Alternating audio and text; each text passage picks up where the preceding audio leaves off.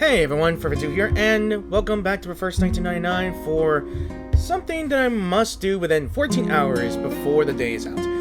And Cosmic Overture will be over.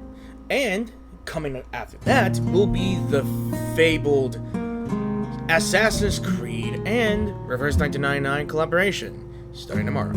Or the next day, I'm not too sure, but the update's there, and once I got my game updated, I see the login screen change, and guess what? It will be tomorrow that the collaboration with Assassin's Creed and this game will be released. So I haven't done most things in Cosmic Overture. I haven't done Hissabeth's little story here, and hopefully I can get to do it again, but sadly I couldn't do much. So we're gonna go over Kiperina's story here.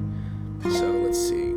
Farewell to tomorrow, swept by rain, journeying forth on a long campaign. The past whispers of springs for free.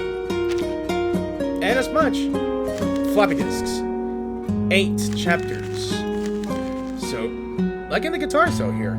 So I think this might be either Kiperina's journey or Kiperina's journey after the mission. So let's go ahead to go to Earthbound and see what the story will tell us, and I hope you guys enjoy the video as well.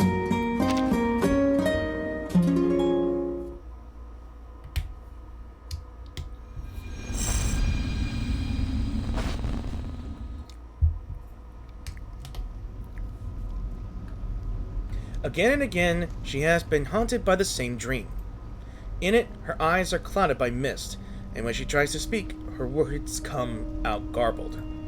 Like mine! She is wrapped in a vast void, boundless and bare. Terror seizes her. She opens her mouth and lets out her first cry. Oh my god. Don't tell me. Was she a baby when she was abandoned in the tundra? But her faint cry is swallowed by the howling of a storm. Its cruel wind tearing all things asunder. Somewhere deep within, she senses a vastness of the world she's entered, yet not a single corner of it feels meant for her.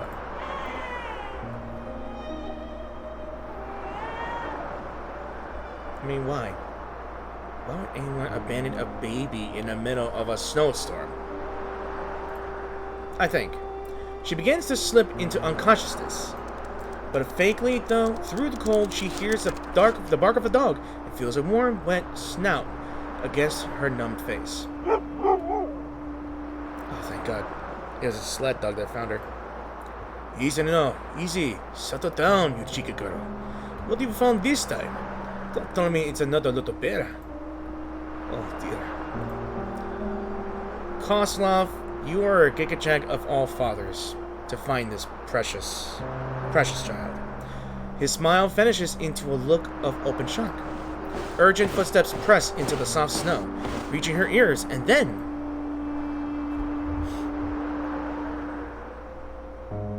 the world spins around her.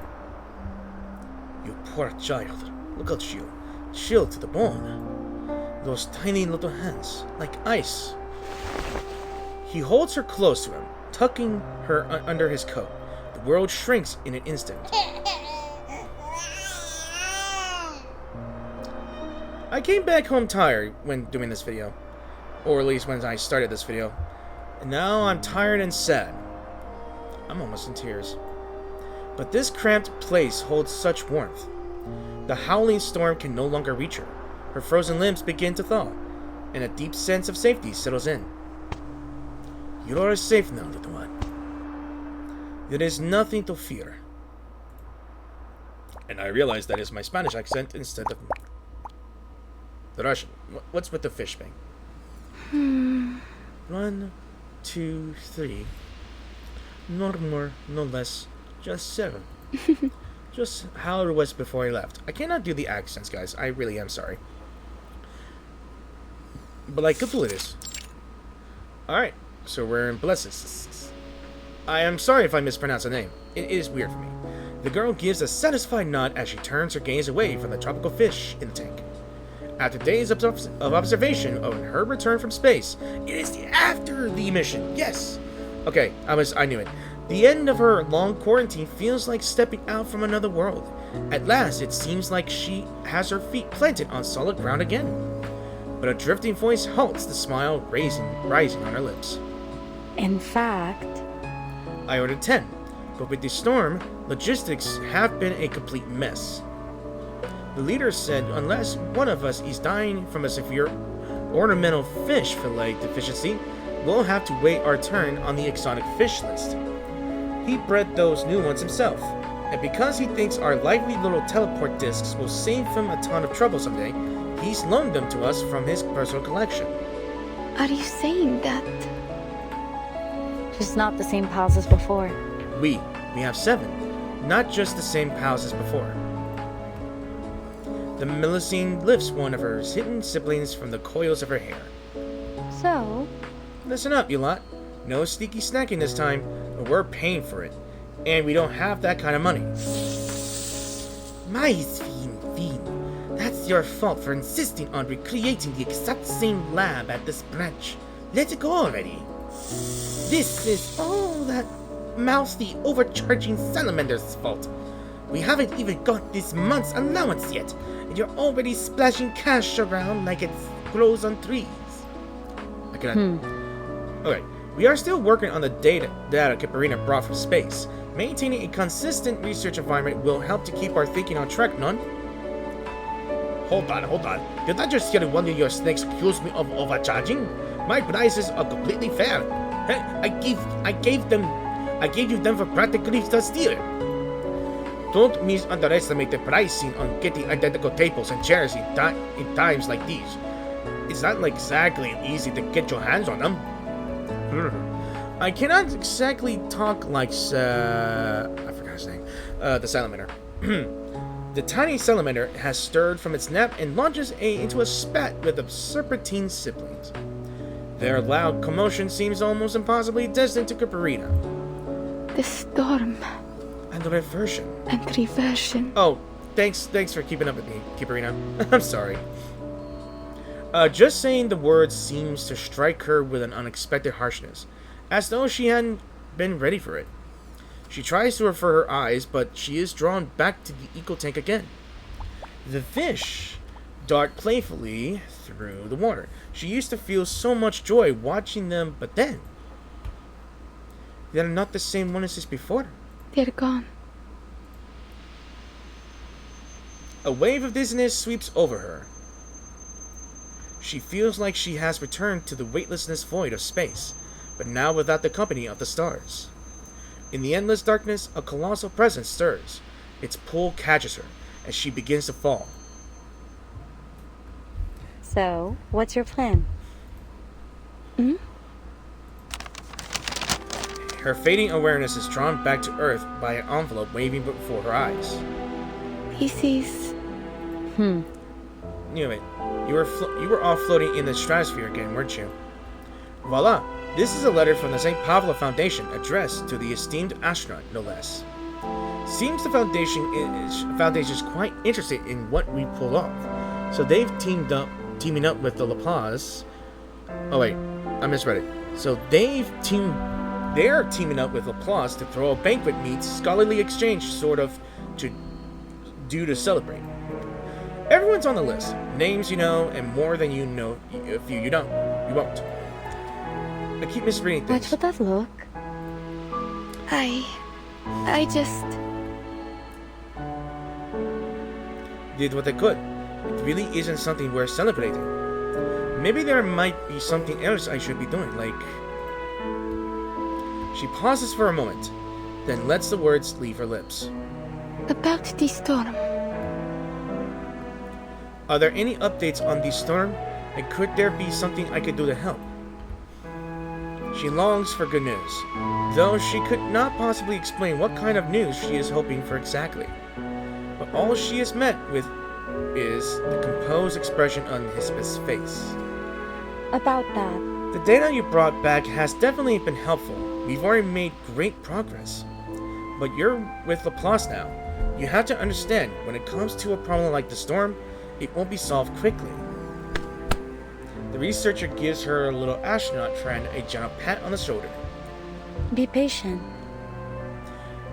You've done your part. Now it's time for us office-bound eggheads to take over. Bien sûr. Zur. We don't usually say things like this, but come on, you just came back from space. You nearly died up there. Oh, yeah, definitely, we almost died. We almost got TikTok to oblivion. What you need right now is a bit of rest and relaxation, not work. The little astronaut's brow remains furrowed. You know what? Here, take this. 3 familiar items, along with the invitation, are pressed into Kiperina's arms. These are the teleport discs we used before, yes? They're new and improved, based on the data from your trip. In theory, you only need to think of the destination to trigger these things. The banquet's in a week. If you can't sit still till then, maybe it might be the perfect chance to help us test them out and collect a bit of field data, no? In water. A subtle light returns to the girl's sky blue eyes. No problem. No, Miss Hissabeth, you can leave it to me. But a thought hits her, and she falters again. But To use them, I need a destination to teleport to. where should I go? Hissabeth smiles perfectly at ease. It's all up to you. She's thinking about the circus. I could tell. And no wonder. Kiperina closes the office door behind her and lets out a soft sigh. Miss Kiperina. Is something the matter? I'm surprised to see a brave astronaut looking so gloom. Yep.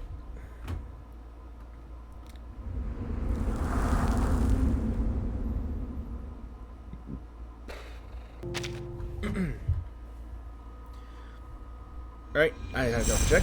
A long winter. Right. A rather surprising duo approaches from the far end of the hallway. I assumed Hissabeth summoned you to tell you about the banquet, yes? Hey, it's our little star girl. Nothing. I'll do whatever I must do. You'll be going to the banquet too, won't you? Yeah. We'll all be there. Name Day discreetly eyes the teleport disc clutched to her chest, then reading the moon, steers the conversation elsewhere. But before the banquet, your little friend and I need to make a trip to one of the Foundation's branches. The mention of her friend immediately captures Kiperina's attention. Are you saying that? You and Voyager. May I ask what for? So the thing is, You saw how Voyager experienced all those unusual arcane fluctuations. Given the Foundation's interest and the fact that Voyager hasn't been formally registered yet, they like her to visit ahead of time. That way, we can complete the formalities before the banquet, and if time permits, I believe the scholars at headquarters are hoping to learn a little more about her. A journey. The road is so beautiful. Following Voyager's meaningful glance toward Name Day, Kiperina understands what her friend is trying to say. You mean the road has beautiful sights along the way, so you're happy to go? I remember. You mentioned that even the nearest Foundation branch is still very far from here, right, Mr. Nemde? I don't really know where Voyager is from, space, but sometimes she seems a little unfamiliar with such basic things. I'm not sure. don't worry. She can take care of herself, and besides... He turns his head, glancing over at the delicate and seemingly harmless girl beside him. Voyager can wield that arcane skill of hers quite proficiently. I think she'd be able to get out of any trouble she might find herself in. Yeah, I could pretty much been using her ability along with my Barcarola. If you've seen that last time, she actually played violin to make a freaking moon crash underneath something. She brought the moon, or any planet, just tumbling down with a single freaking stroke of the violin. Jeez. But that's just artful. Beautiful thing. Music works. His words but don't do much to ease her mind until her friend smiles up to her. I want to go. Want to see this planet. You mean... You mean you want to travel the whole world? So you've already decided what you want to do next.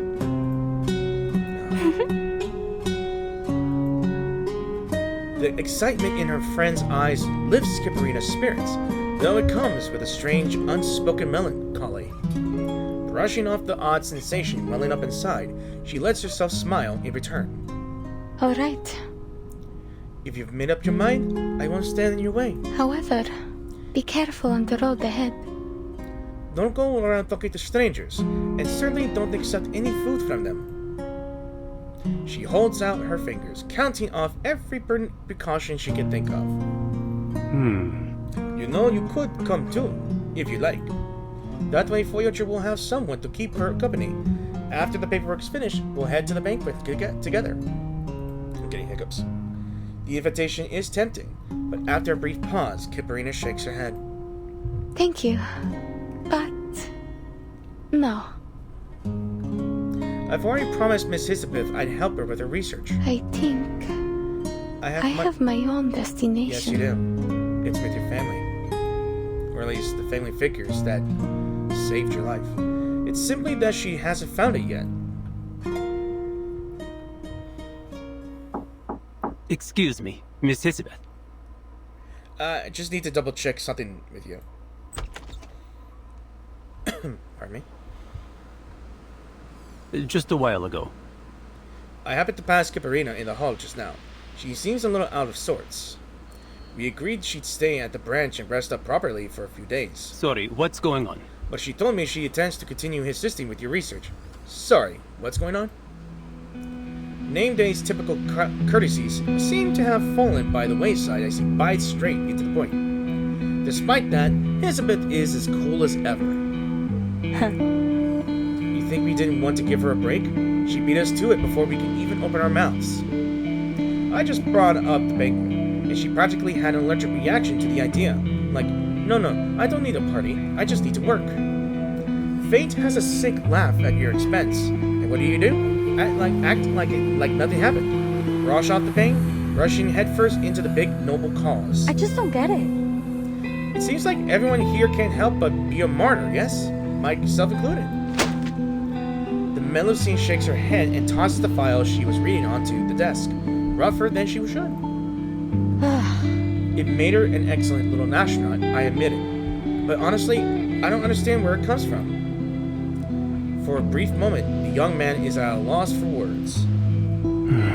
Staying busy sometimes is the best way to help you stop thinking. She might believe she chose her path and braced herself for the consequences, but knowing something isn't coming isn't much help for when you actually experience it. I'm not sure that's a good idea. To send her out into the world as so soon after her first storm. Though he favors a more measured pace, it's clear the person across from him sees things differently. If she takes things slow, I think she'll be even more likely to go mad. She's the kind to charge in before she knows which way is up. It's a good thing. It means she's tough. But I bet she's better than any of us at finding the right balance. Before she sets sail, she needs to decide on a destination for herself.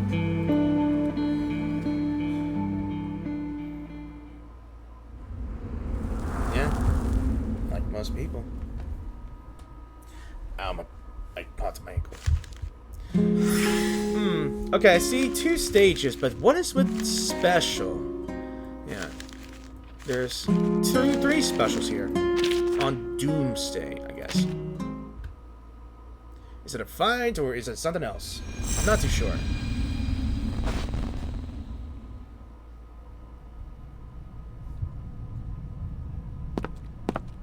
Kiperina reaches the end of the hallway wearing a heavy frown and then turns back, her steps tracing the same path again and again. Yes? Come on, now don't tell me you still haven't made up your mind. The salamanders pops its head out of the restless impatience. With restless impatience. Why do I keep misreading? So Miss Snakehead just wants you to test those Leon, new teleport discs, am I right? Come on, kid. Sounds to me like you've got the free pass to go anywhere. But... Where is anywhere? The world is just so big. I'm sorry. I think my indecision has wasted your time. Her remorseful face makes Hanshang squirm a little. It rubs at its skin, not sure of what to say. Ah, you've got nothing to apologize for. I'm the one who decided to tag along. These teleport discs are going to be hot stuff soon, but Laplace isn't likely to be offering them up to the public just yet.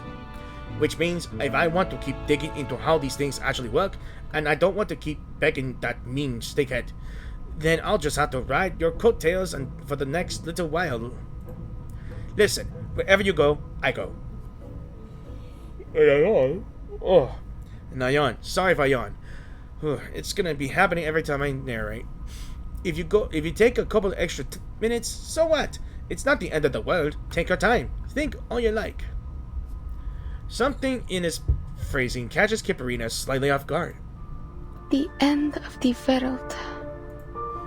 I used to believe in all those prophecies about the end of the world. I remember once when I was 5 when we performed in a town where there was this old fortune-teller lady. She said that one day, all that we love will be gone.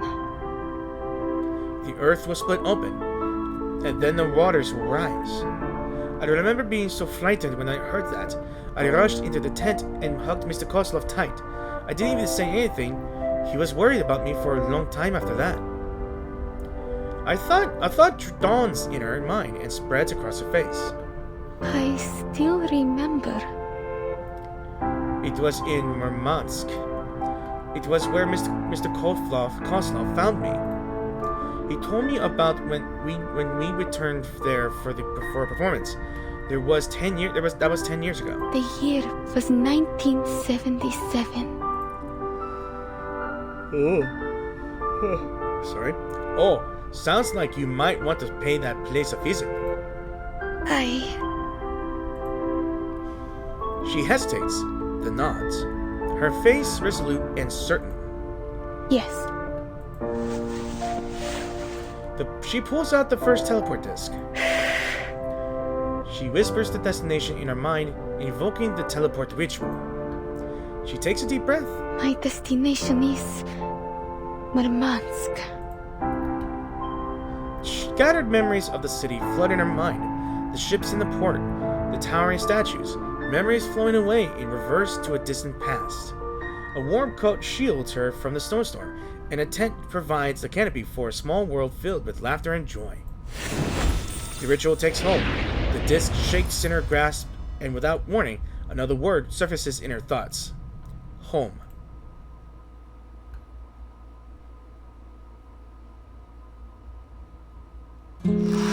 Ooh! Oh god, it's this thing. Even after improvements, the teleport disc still requires unwavering focus. Block out all distractions, fix your mind on the destination, and let it carry you away. Use the joystick to tilt the screen and roll Kiperina's marble along. Tab here to switch control schemes between right joystick mode, gyroscope mode, and left joystick mode. You're kidding me, right? You're kidding me, right? Oh no. It's that thing, isn't it? Alright, I'm curious about gyroscope mode.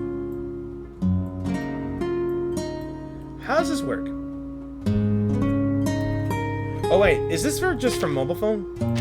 Yeah, it is for mobile. Oh, I get it. The gyroscope mode is only for mobile phones, right? Or iPads. If you guys are playing this in mobile or iPad. Apologies if I can't show you gyroscope mode. Oh, I can see it now. Okay. Then it's, here. No, get back. I thought this was the easiest part here. one more. There we go. Oh, come on! Perplexity, but weakens one's resolve. Giving in to it will cloud Kiperina's mind and disrupt the teleportation. Avoid these obstacles at all costs. A single spark of light can calm a troubled soul. Let the aurora within Kiperina dispel the haze of perplexity. Select an obstacle to remove. Okay. Let's see if I can make it. Okay. Nope. Where are you going? I think I'll just go this way and... Nope. Get back here. Come on. There we go. Come on. There we go. Okay, let's see. I could do this. What? Where are you going? Where are you going? Oh. Alright. I'm going to move this here. That here. And hopefully I can go here. There we go. Oh my god. I bet it'd be worse if it's in gyroscope mode. Heads up, dear. Your dear Aunt Natalia is making her grand entrance. In the distance, a slender figure slips into the tent. Oh my gosh! It's like she could really fly. The crowd holds their breath. Even the gasps grow hushed and hesitant. She walks a wire barely a finger thick. A single slip would send her plummeting from dozens of meters above. Yet she moves as if she's walking on solid ground. From afar, it looks like as though she's walking on thin air. Finally, she reaches the far end and greets the audience with a poised salute. After a moment of stunned quietude, thunderous applause bursts forth. Amazing! Ultranaya! Totally amazing! Ultranaya. I think I said it right. With a sea of applause, the man smiles down at the little girl beside him. There, you see? Nothing to worry about. Aunt Natalia is not going to fall. Atreya's knives won't miss, and Bajon is not suddenly going to jump on your sister Lena. We pitched our big top good and strong, and no storm's taking it down. Even if the ground shakes or water comes rushing in, we'll still be safe inside. That's why you must smile, Alia. Forget what that fortune teller said, child. The world is not ending, not anytime soon. Yep.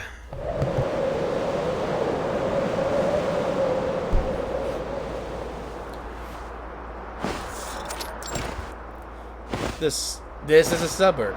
The cold wind howls and the deep snow makes every step a struggle. But none of it slows her down. I'm almost... Not much farther. Just ahead. I remember it so clearly. The circus was right over there, by that little lake. Hello? Hello? She hears a faint voice call out to her, but there's nothing behind her except the white snow. Down here! Oh, you brought him along. Following the voice, she glances down, and a small head emerges from the opening of her coat. What is it, Mr. Lisa? I'm sorry. I got distracted while losing the disc. I think we ended up a little off course. Almost there. I promise we're almost there. Not sure if I could hear myself yelling. Maybe. The little salamander leaps up in a burst of outrage. Lizard? What lizard? I'm a salamander. Hmm? Oh, really? I'm sorry. I guess I never knew the difference.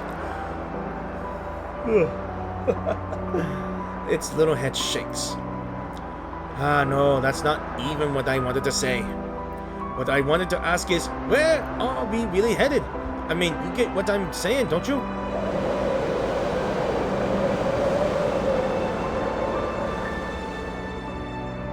Shards of frozen snow whip against her skin, and the wind's roar quietens Hong Shang's voice to a whisper. Mr. Lee, Mr. Salamander, what did you just say? I can't hear you. Oh no. What am I saying is, No, Ma! Don't! Everything's... The storm rages, the whipping snow covering the words of the tiny salamander. Please, get back in my coat for now. It's too windy out here. The icy gusts hit her face like sharp blades. Her skin starts to flush with an odd feverish warmth.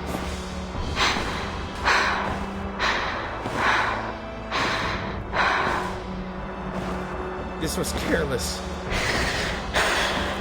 It's so cold here. I should have brought the thicker coat. She pauses, uncertain. Maybe it would be better to head back after all. But with her goal so close, Kiperina pushes her stiffening legs forward, all sense of caution being taken with the wind. It seems almost second nature to her.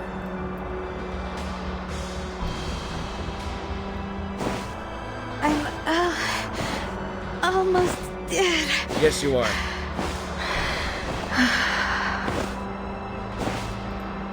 She has been moving blind against the onslaught of snow, wandering much longer than she planned. The stiffness and cold in her legs begin to radiate across her body. That it is! She finally sees what she's been looking for, and her snow-covered boots, heavy with cold, begin to move with miraculous speed. This is it! Over this small slope, that's where the circus was. Was.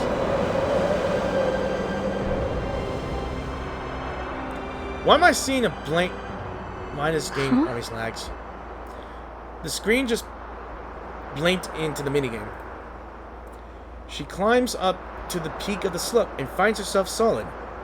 Nothing's there. That's odd. Why? She looks around as if in a daze, but her view tilts. It spins with every turn of her head. Then the muffled impact of a heavy object falling into the snow.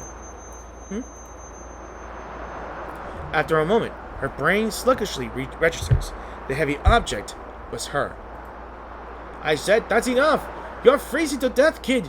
Keep going like this and you're done for! Where are the other teleport discs? Hand them over. I'm taking you back. Something scrambles onto her chest, shouting words she could barely make out. Back. Back to where? Kiperina remembers the words that drifted to her through the storm. Words she tried to shut out.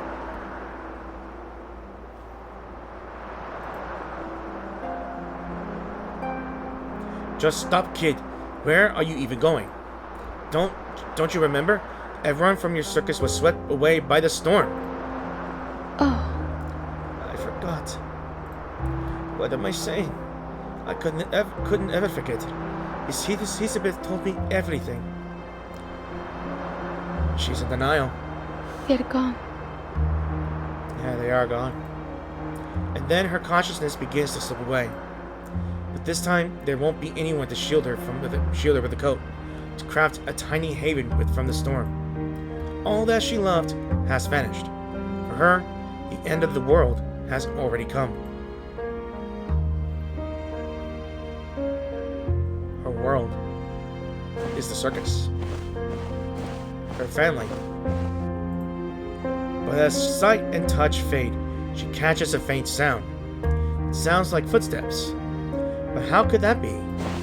Yet the sound grows nearer with each passing moment. At last, a voice rings out through the howling wind, different from the one she had hoped for, yet it is unmistakably real. Heavens! Come on, child! Pick yourself up, please! As her last shred of consciousness fades, two arms, warm and strong, just like she remembered, wrap around her.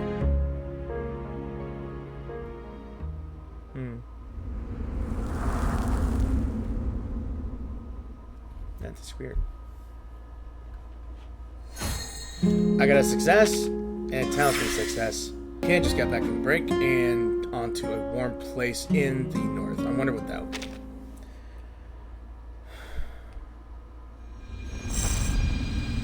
Halfway there. Halfway there. Huh. The soothing sound of a faint metallic clink reaches her dreams, and Kiperina stirs up from her slumber.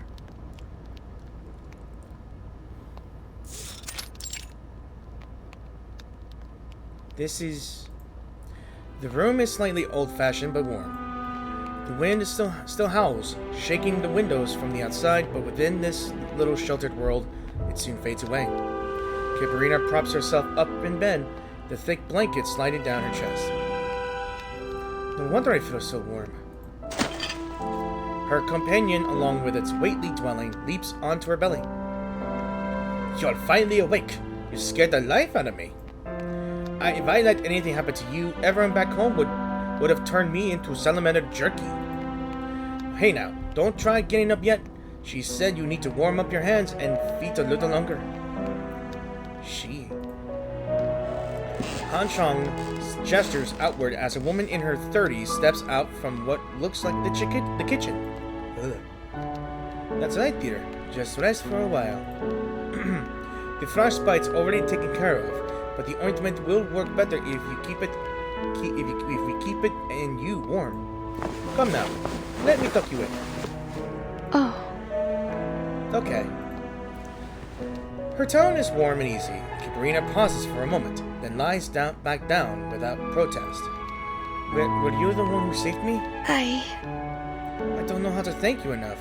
If it weren't for you, A tray laden with steaming soup, bread, and roasted sausages is placed at Kiperina's bedside. Anyone would have done the same. Falling down in the snow like that, the cold could have killed you. You go ahead and eat something now. Thank you. Larissa sure knows her way around the kitchen. Not to worry, I already tested the food for you. Kiperina sits up, placing the tray on her lap. She thinks she isn't hungry at first until the aroma of the food fills her nose. I suppose I could eat. The sausages and bread soon fill her empty stomach, mixing with the hot soup that brings a comforting warmth that spreads out as if seeping through her bones. The gloom in her heart fades as she feels a certain surge of renewed energy. How are you feeling? A little better? Yes.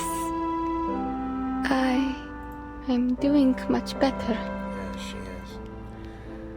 The woman furrows her brow. My dear, your face is still telling me otherwise. Kiperina falls silent for a moment. Shame and regret begin to surface, rising like the steam from her bowl. I just... Never thought it could be so simple. That a simple bowl of soup and blanket would make me feel like this. Losing something important, never seeing the people you love again. But does this mean people can just go on living as if nothing has changed? Her hands shake, yet her eyes are unbearably dry. If only she could just shed a tear, perhaps it would bring her a little relief. But there's nothing there. Is everyone like this? Or is it only me? You. Hashang's opens its mouth as if on the verge of speaking, but the words don't come out. The only sound in the room is the wind slipping through the crack in the door. After a moment, warm hands gently rest on Kiperina's shoulders. That's not it, child. I don't know what you've been through, but I can tell you that you're strong. And there is nothing wrong with being strong. Your family would never hold that against you, so... Her hands gently cradle Kiperina's face. Lift your head, dear. She meets blue eyes as clear as a bright sky. Then a strange realization strikes her, as if she's seen those eyes before. Before she can clarify her thoughts, she finds herself speaking. You... And the blackouts. All at once, her world is swallowed by darkness. Literally. Oh. Huh? Why'd the lights go out? What did I just bump into? Oh no, that must be the generator acting up again. The machine's been around since they retired. They retired from the drilling site years ago. We just fixed it up last month. I guess that fix didn't take. Let's light the candle for now. I think there's one more around here. Just a moment. The sound of rummaging through boxes moves sporadically around until, after a moment, a faint candle flickers, casting out a dim light. At least we can see each other. but I'm not sure that we can hold out until the snow stops. This may be tricky. The generator. Kiperina thinks for a moment before lifting the blanket from herself. Maybe I can fix it. Can I take a look?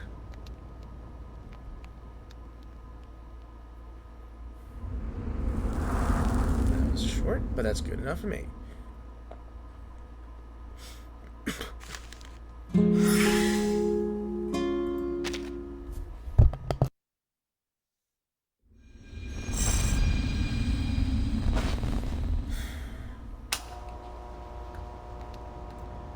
Yes, that's the ticket. After a few flickers, the lights inside the room come back on. Impressive. Where did you learn how to tinker with machines like that? Kiperina falters for a moment under the woman's admiring eyes. Have you heard of those old stories about the end of the world? I used to believe in them, so I studied on other things like homemade generators and survival skills. I thought that, with enough preparation, I could protect everything around me from a disaster. But, in the end, it didn't make a difference. She realizes this isn't a topic she is eager to discuss right now. She looks around the room. It's strange, though, for home, it lacks a certain lived-in quality. And as a holiday cabin, it feels too much. Speaking of which... What is this place? This cabin used to belong to a bear hunter. I made some changes, brought in some furnishings. For now, it's just a hut open to all weary travelers. I would never turn anyone away. Noticing Kiperina's questioning look, the woman smiles. You think it's a little odd, don't you? Why would I be out here in such a remote place? I have my reasons. We're about 10 kilometers west of Sepulani. If that's how I say it, Sepulani? To the northwest, there is a drilling site.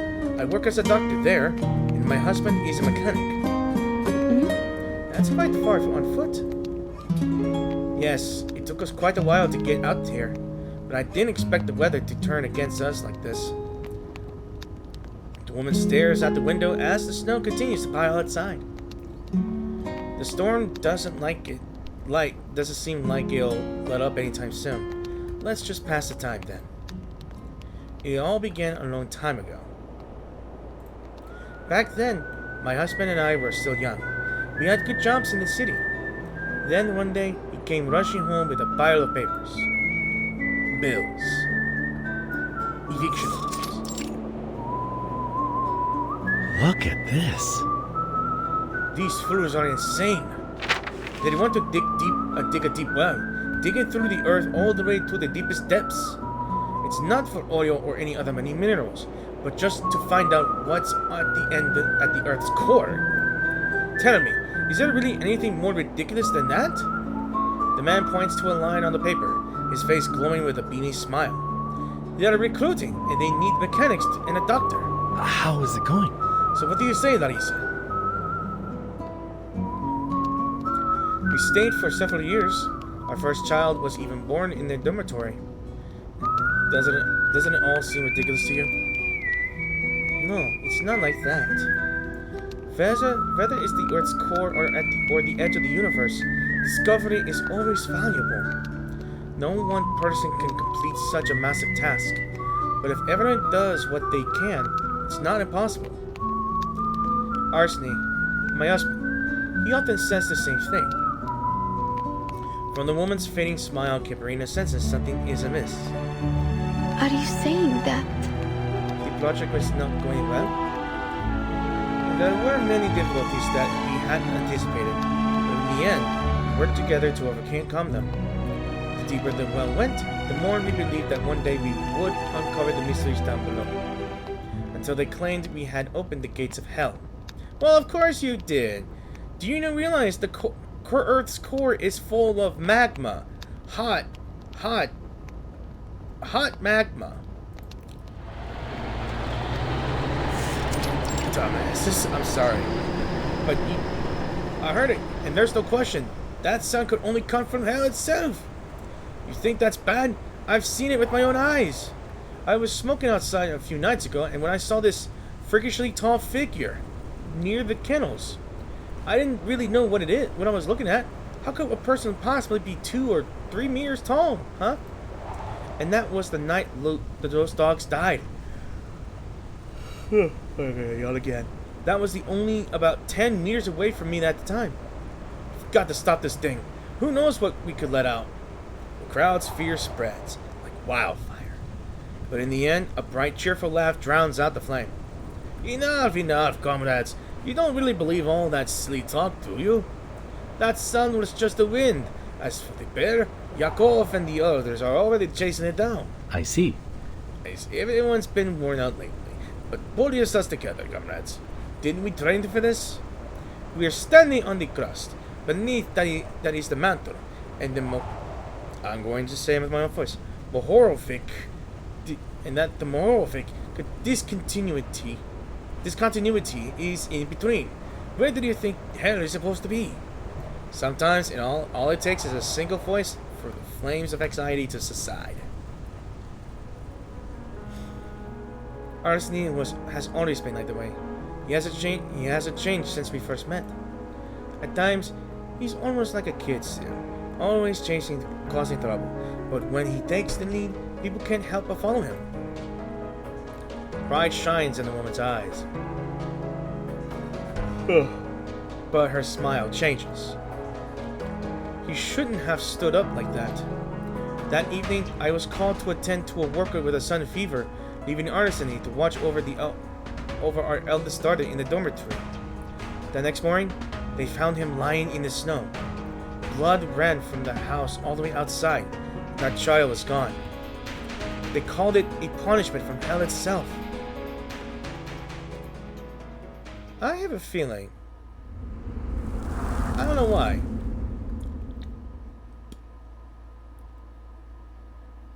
But there's a feeling. I don't know. They both have the same colored eyes. Maybe my assumption for the first stage was wrong, maybe. Not too sure. Let's find out.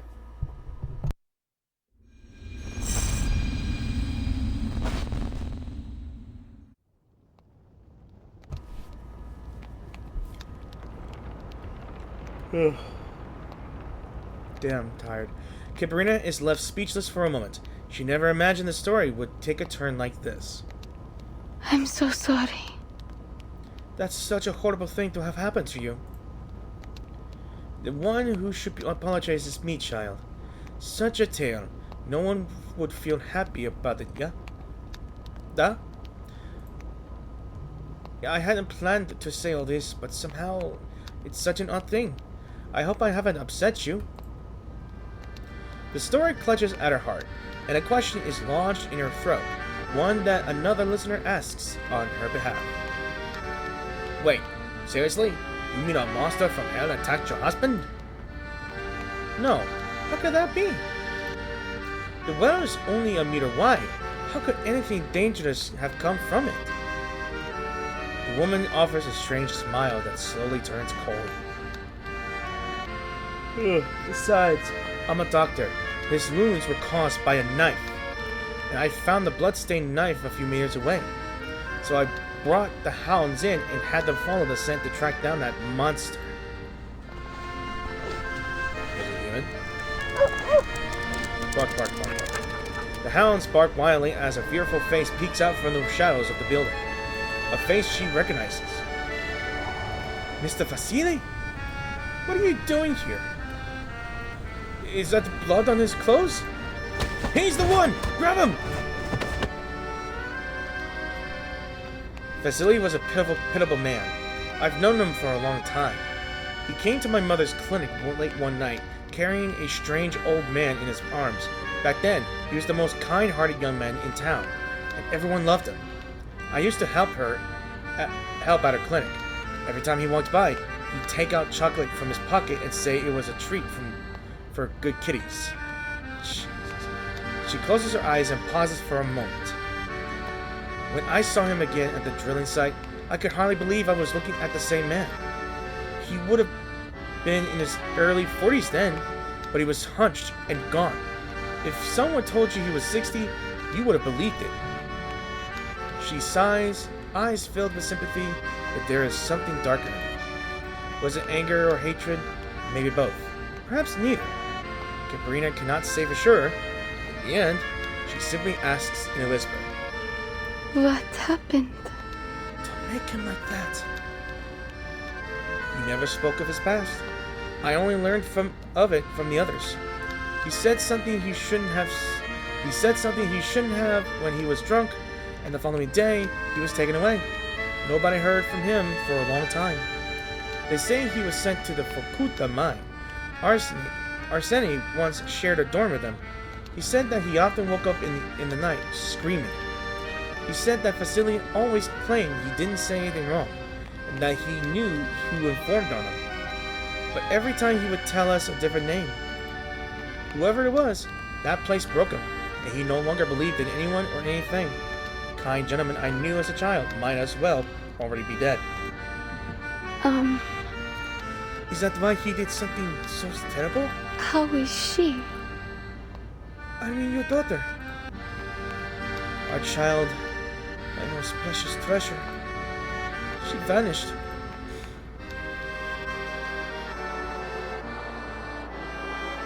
Curious. Very curious. She shouldn't be right here. Ugh! The butt of the rifle hits his back, and the man tumbles into the snow. Talk now! This old man's been out of his mind all day. He probably doesn't even remember. The whole thing is a mess. The snow keeps coming down. A child that small in this weather? The man on the ground leaps up as if scorched by the snow. I don't remember. Please, just listen to me.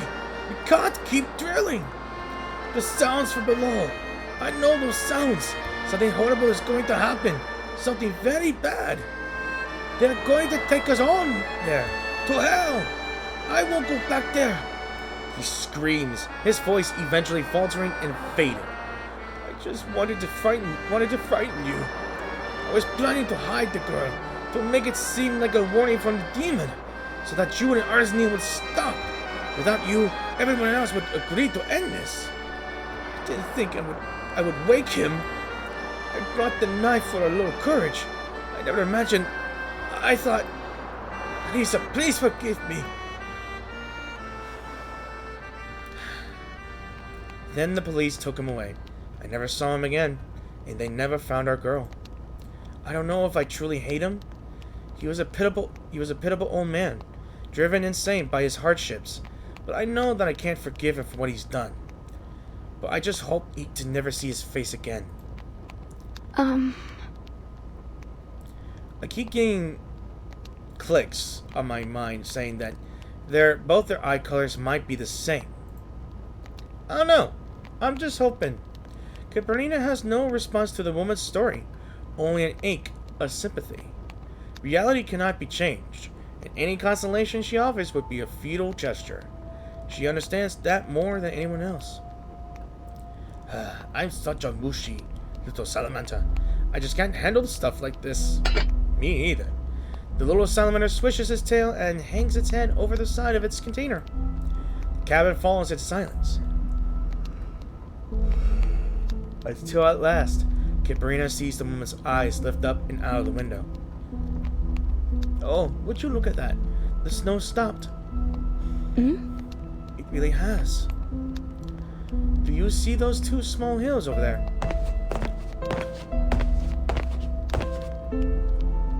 Kiperina moves closer to the window. You mean those two over there, side by side? That's where he said he left our girl in the divot between them. He wanted to shelter her from the wind. She was somewhere around there.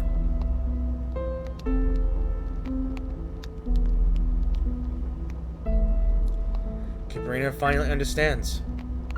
That's why you come here so often. You're still looking for her? Yeah, she is. It's the only thing I have to go on. Some days I imagine that I might see a kind old woman holding a little girl's hand, saying, I found you here many years ago, you know? Who knows? It's possible, isn't it? The woman offers a heartbreaking smile, and Kiperina feels again at a loss to speak. A child left alone in the snow. How could she have survived? It's impossible. It would take a miracle if someone finds her by accident. Hold on. The realization hits her like a bullet, ricocheting around in her chest. Then your child was... Lost around here during a snowstorm. When did this happen? Did she have a name stitched onto her blanket? What was her name? The idea seems impossible to consider, but as soon as the thought enters her head, it cannot be dismissed. The chaos leaves her mind blank, and Kiperina holds her breath. After a long pause, she watches the woman open her mouth confusedly. Daksha. Her name is Daksha. She is my eldest daughter. And the hope was gone. Oh. I see. Is it disappointment or relief she feels in the pit of her stomach? She responds blankly, pausing as if unsure of what to say next. Fortunately, the sound of the door opening breaks the pause before it looms too heavily. Aw, Mama! Oh, she has another kid. And another kid. I knew you were here, Mama, but you didn't tell us this time. Who's this lady? I was helping, but yeah.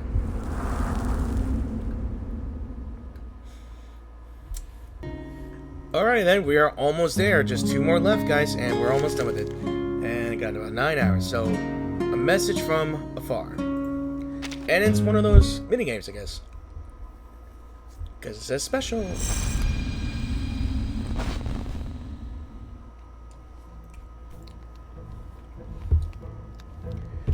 Anton, Yulia, how many times do I have to tell you? Why won't you ever listen to me? It's such a long journey here. What if something had happened to you during that storm? Ugh. In response to the woman's scolding, the boy points toward the door. We didn't come here on our own. Alicia came with us. Aww. What am I to do with all of you? Caught between laughter and tears, the woman rubs her forehead in exasperation, while 2 sets of curious wide eyes direct their attention to Kiperina. Mama, is she Daksha? Is this our sister? Are you Daksha? The woman knocks gently on their little heads. You're avoiding my questions, and why do you think everyone we meet must be Daksha? Daksha still has a few years more before she would grow as tall as his sister. Observing this interaction between the mother and her children, Kiperina smiles. But soon a question arises in her thoughts. And these kids, they're... This is my son, Anton, and beside him is his sister, Yulia. Don't let their innocent looks fool you. They are both little rascals. They inherited Arsene's spirit, no doubt. Hello, miss. Hi. I see. It's nice to meet you both, but... Kiperina thinks carefully about how to phrase her next words without causing offense. But the little salamander in her pocket pays no mind to matters of social etiquette. Hold on. I thought you said your husband croaked. But you've got 2 little ones here after all that? I mean, how did that happen? Mr. Hanshang, that's such a rude question. She looks at the woman anxiously, seeing her eyes widen in surprise before she bursts into laughter. Oh, my goodness. It's my fault. You misunderstood. My husband was badly hurt in the attack. He still finds it hard to leave the house, but my Arsene is alive and well. That's such a good thing. I don't remember much of that night. Hiccups. There, I feel better. Just that I was rushing through the dorm looking for them, until I spotted Arsene lying in the snow. They say I was the one who stopped his bleeding, and I shouted so loudly, louder than they'd ever heard, for everyone to get him to the hospital. Looking back, I must say, I'm quite impressed with myself.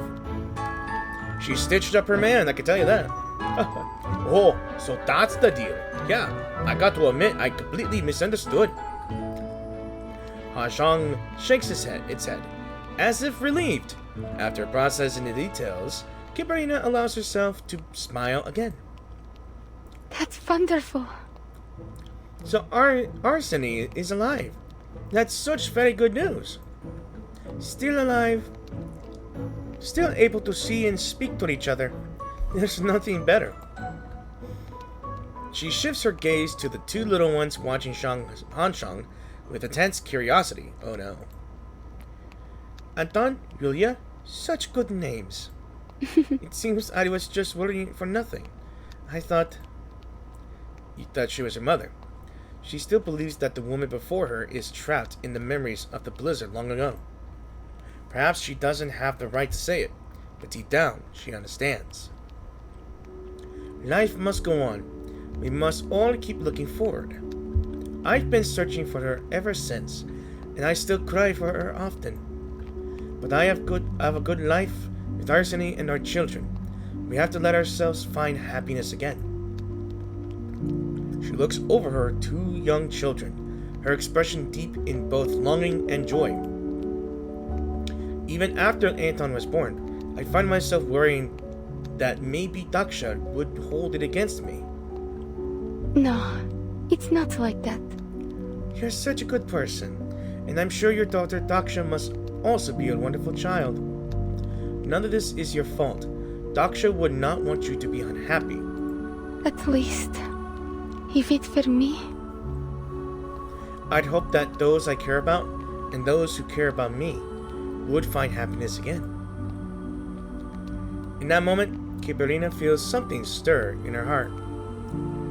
Yes, this may just be wishful thinking, but I think those who are bound by love share their hearts forever, and those who love us hope for our happiness as well. I will always have a place for her in my heart, but there is room enough from others, for Arsene, for Anton, and for Yulia.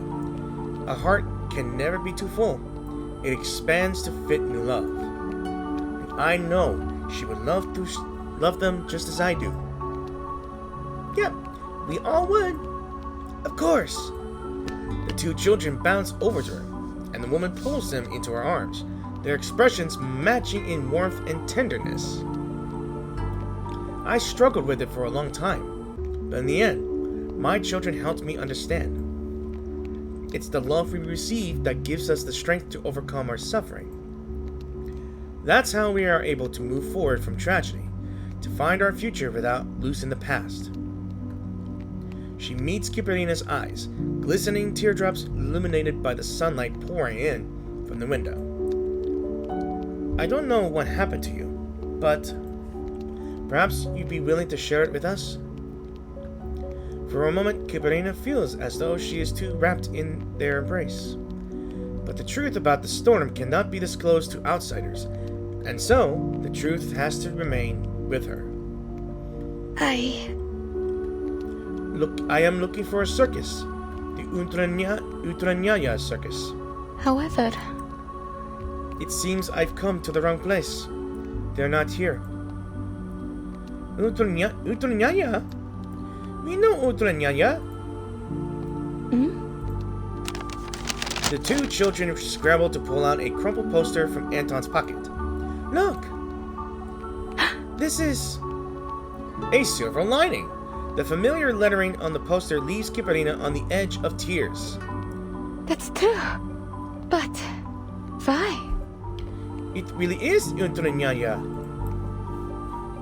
Because you're in the wrong place, lady. Look, it says the performance of a lifetime awaits you in...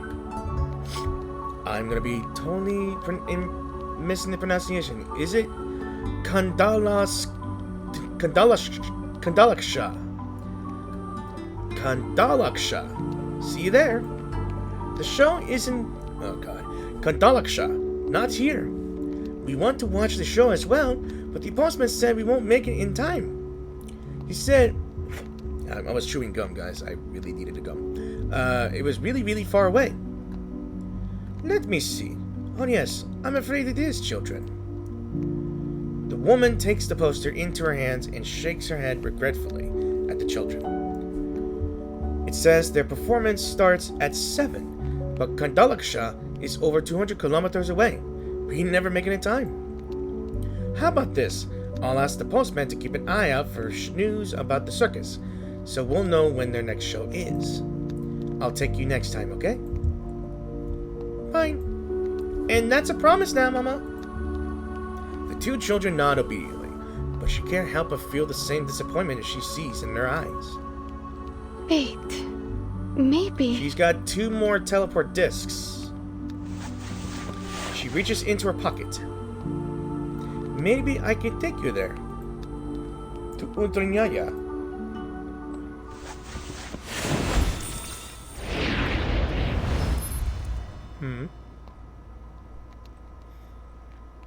Ow. I bit my lip. Pain cuts like cold jacket glass, and there is no easy way to soothe it. Avoid these obstacles at all costs. So where's my ball? Alright. Okay. I need you to go over here and... Okay. Okay. Where do I go now? I think I know. Okay. Ow! Ow, ow, ow, ow. Okay. Ow, ow. Okay, okay, okay. Alright, is there a way to get rid of... Get rid of that. I could get sensitive little something. Alright. Okay. Alright, I could get over it like so. I gotta plan on where to use this thing. And I'll use that. Maybe here. Maybe.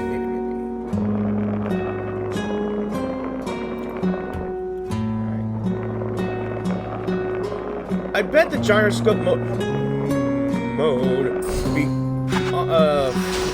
good enough.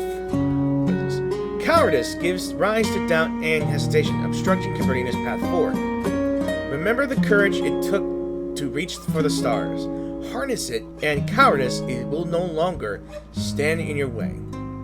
So I gotta reach my courage. First of all, that. Gonna avoid the fire, I believe. This is just me going in concentration mode if I can. Okay.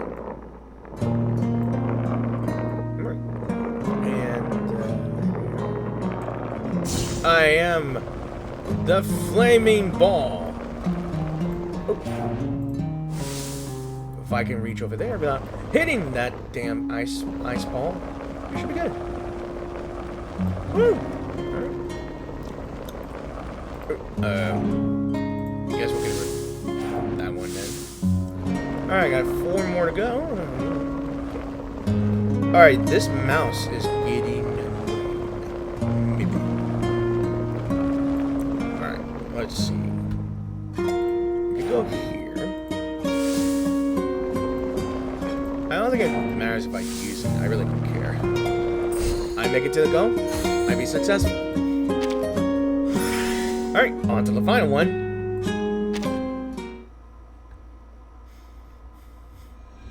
The days after. Alright. This has been a good experience. Sad. Welcome, distinguished guests. I guarantee today's performance will exceed your wildest expectations. Moving with the crowd, Kiperina walks into the tent. Even now, she cannot quite determine if the thumping in her chest is from fear or excitement. However, all her doubt vanishes as the performance starts. Good thing wearing glasses. Or at least sunglasses. Now, please, welcome our amazing, death-defying virtuoso of the trapeze, Talia! Amidst the roaring cheers, a lithe young woman steps onto the tightrope. Yeah. Does anyone vlog for the circus? Wow! The way she walks is so incredible! It's just like walking on air. Okay, That is a good thumbnail for this one. I kind of like this one here. Just for taking pictures. Kiperina gazes upward, focusing on the figure suspended in midair. It's a girl she has never seen before. All the circus members, both on stage and off, are people she's never seen before. This isn't her Utomiaya.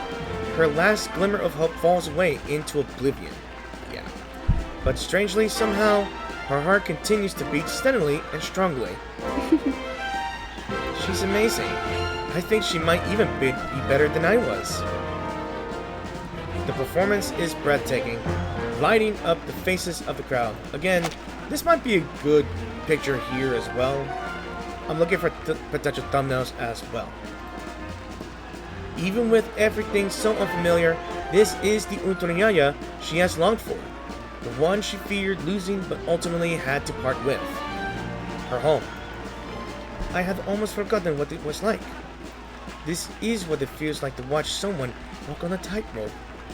It feels as though this other person has taken her place, flying into the sky, toward the great unknown, flying to the farthest reaches of the universe. Then she looks up to the canopy that once covered the sky and created a small world for her, cramped but cozy. But now it no longer covers her. It was torn away in the storm. This canopy is not the same. It was different from the one she once knew. So that's what it's like. I understand now. What I don't understand is why Saturn was peeled like a I don't know how to say it. Just like a spiral? Like peeled like an apple? Spiraling?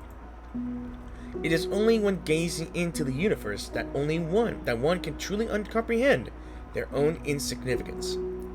And it is only by looking back at the past and then into the future, immersed in this invisible river of time, that one can truly know. I see. This moment, right now, there will never be another moment like it. The resolve that once stirred in her heart now finds firm ground, and she stands more certain than ever. The past has given her the courage to move forward, and the future still holds hope worth reaching for. There is no reason to stop moving forward. Thank you, everyone, for gracing us with your patronage and your applause. What a wonderful audience. Sorry, spitting out the gum. Today's show has come at last to its conclusion. I know it might sound surprising, but this is actually my first time at the circus. It was even more exciting than I imagined. Thank you for bringing us here. The woman sitting beside her turns to face her, but her words trail off midway. A moment later, she gives her a knowing look. You're leaving, aren't you? Yes. Waves of applause are still crashing around her, but Kiperina has already risen from her seat. She reaches into her pocket and pulls out her last teleport disc. Miss Larissa, Anton, Yulia? I think I should go. Now she moves onward to the future, into the unknown.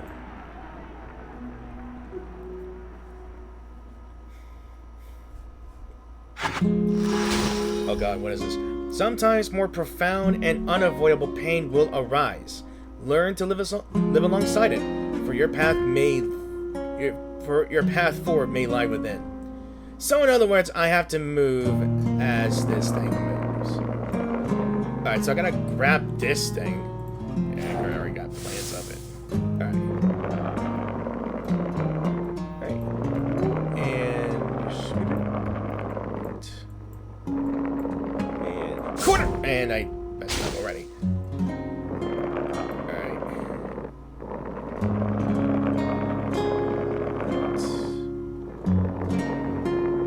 And go above and here. This.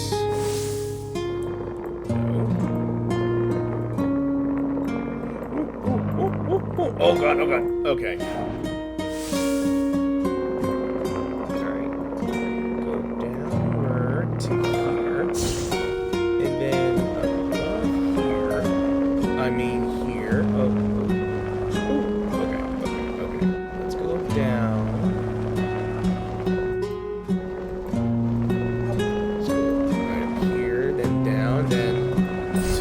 side and... What is this? Oh! A straight path! Alright, I wonder what these gonna say. I've been thinking that if you don't have anywhere to stay for now, maybe you could live with us for a while. But it seems like you don't need that now. I wish you nothing but good luck, Larissa. Maybe I could visit you from time to time in the future, if that's alright with you. Of course, child. You'll always be welcome here. Bye-bye, big sis. Aww. Are there any other fairies in your family? What makes you think I'm a fairy? Because you have the kind of magic that whisks us away in the flash. Oh, I can't use magic, Yulia. I'm just an ordinary person. There are no fairies where I'm going. But there are lots of nice people.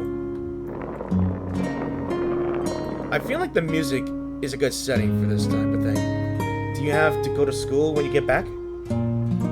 Yes, I still have a lot to learn. I hate going to class. It's boring.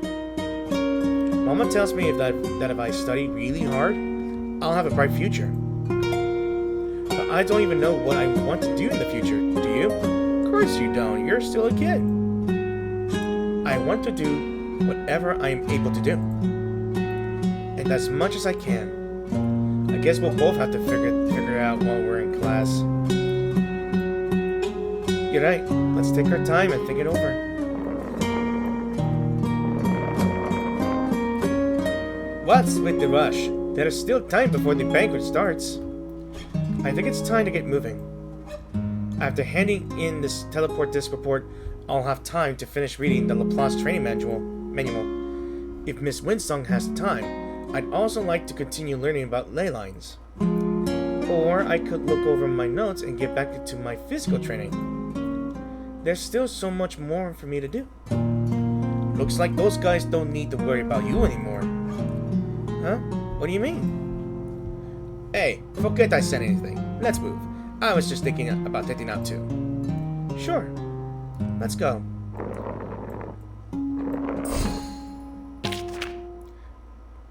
Post-apocalyptic survival again. And at the banquet we are. Similar to the breeze, the grand hall is filled to bursting with guests. Some dressed in formal attire, while others are still in uniforms or researchers' coats that seem just a little out of place. Among the crowd, Pointer is one of them. Miss Pointer, I must say, we're quite fascinated by your team's research. Will we have the chance to meet the other team members? Maybe Miss Hissabeth or your young astronaut? Of course, I'd be more than happy to introduce them to you. However, first I was asked by Mr. Ludwig to inquire whether your branch would be willing to work with our team in Plesetsk on the distribution and utilization of runium. Perhaps we can find the time to discuss those details first. Despite her robotic nature, Pointer always seems more adept at social responsibilities. Not far off, Hissabeth is savoring the last bite of her dessert. What is your dessert?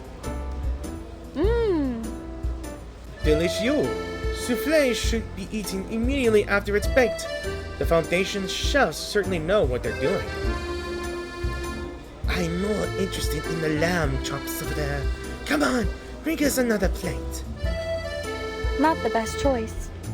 I don't want to stuff myself on that. I'd rather try the steak tartare next. Another pointless sibling dispute seems poised to launch before they're interrupted by the arrival of a friend. Miss Hissabeth. Registration all done? Did everything go smoothly? Voyager smiles and nods in reply. It does seem that. We're just waiting on one last person. Ask Miss Kiperina is still not arrived. That's unusual. Well, I get the feeling she finds these sorts of gatherings a bit dull, no? I have no objections if she wants to enjoy life and not to be tied down in endless, useless conversation. Hiccups. Not like anyone's taking attendance today. Her tone remains light, but the young man frowns nonetheless. maybe we shouldn't have let her. Before he can finish speaking, he sees Voyager's eyes brighten. Recalling his assigned task, the young man promptly follows. As I open my bottle of milk. Alia! Voyager! Here you are! There's so many people! I was afraid I'd never find you. And Mr. Nameday! Hello! Sorry for being late.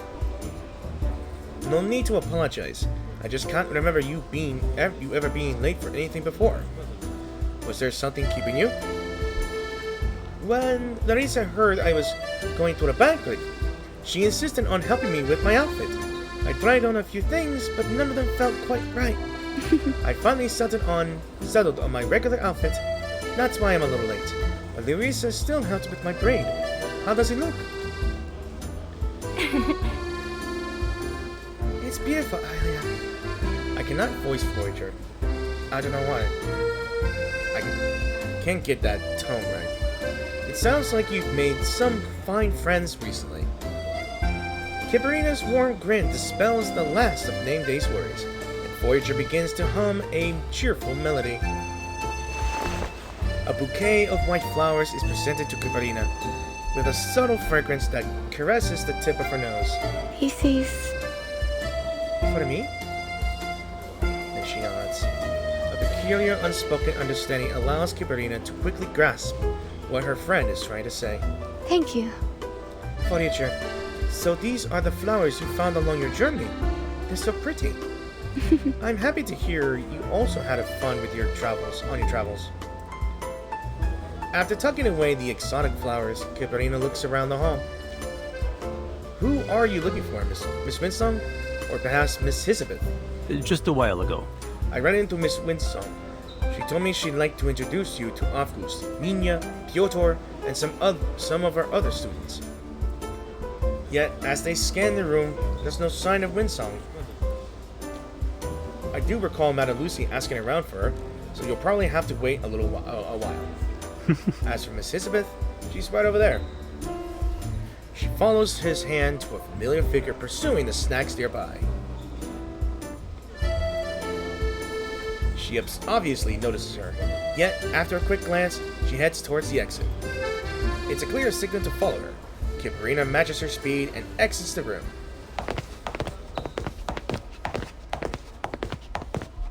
They proceed down the corridor, moving ahead until they are alone, and the noise of the crowd is barely audible. The air here is so much fresher, though it is a little cool. It's still winter, but after the storm, it feels warmer than before. Might just be my senses playing tricks on me, though. I suppose I'll have to check the data when we get back. Maybe. I should have dressed more formally. I didn't think the banquet would be this big. No worries. No worries, kid. This banquet isn't just for us anyway. In fact... After the last storm, Laplace was in utter disarray, but it was Madame Lucy who finally helped put things back in order. Things weren't much better here at the Foundation. With the storm back for another round, everyone is in need of some good news. Then they'd finally be able to stop working and, if it's even possible, relax. Because if we could finally do that, if we could smile again, then no matter how much damage the storm does, we'll one day make a molehill out of this mountain. Are you saying that? We're the good news? And this party is for everyone else? We're just an excuse for everyone else to have fun. There's no gratitude in this world at all. Ne se passe. I hope I said it right, guys. I really don't pronounce French that good, okay? So I apologize if I can't get the pronunciations right. That's wonderful. Who would have thought that our hard work would pay off so well? Looks like it's good news for me as well. You've changed a little since I last saw you, non? Hissabeth looks at the girl inquisitively. It's a look of a scientist pleased at their dissection. In fact... I've got another tidbit of news. It's still under wraps, but I imagine the Foundation will release it soon enough. Either way, it's something that I have no doubt you'll be interested in. She leans over to Kiperina, her voice dropping into a whisper. They found someone who can brave the storm. Ooh, is this where they know about Furton, right? Kiperina's mind goes blank for a moment, as she takes a moment to consider the significance of the statement. Are you saying that? Apparently, she's a student at the SPDM. She's to be named the Timekeeper and will take on the responsibility of solving the mystery of the storm. Now the Foundation may refuse to lend us this individual, but I'm certain we can obtain further data from this Timekeeper. So we now have a secret weapon. We've made another stride in unraveling this damn storm puzzle. Hissabeth's slit pupils twitch with excitement, and Kiperina feels a wave of emotion rise within her. This is really good news. She had already come to terms with the fact that her efforts, past and future, might not bear immediate fruit. But then maybe she had been too pessimistic. It appears a spark of hope has now been ignited. What's that you've got there? The flowery bouquet she received from Voyager earlier pokes out into view. Oh, Voyager gave me these flowers that she picked on her journey here. I feel like I've seen them before, but I don't really know what they're called. Oh, my bad. What's wrong? Hissabeth looks perplexed. These are lilacs. You're sure she picked them? Because wild lilacs only bloom in the spring. Que bizarre. She laughs suddenly. I must be losing my mind. Too busy to even remember the time of year. Kiperina laughs along. yes, Miss Hissabeth. Look. Look. Spring is here already. Oh, she already said it after me. Okay. Huh. And that, my friends, is the end of Kiperina's story. So I was right. What is this? Okay, so this is just the mini games here. Plenty of auroras here. I think it's just endless, I think. And I'm not going to be doing this because whatever. So that was Kiperina's story, and I managed to finish this within the allotted time. I think it was 3 hours for me. I managed to finish it. But I made that recording here because... Why 3 hours? Because I am exhausted today and I need some rest. So that was pretty sad. Actually, it's like, I think it's like this. Kiperina was hoping for that her Utranyaya would survive the storm. But the Utranyaya she knows is already gone. Another mystery. Did not know that she was left in the snow when she was a baby. And apparently this whole cosmic overture took place even before Furton became the Timekeeper. Because it's the 80s, right? And so we say goodbye to space exploration.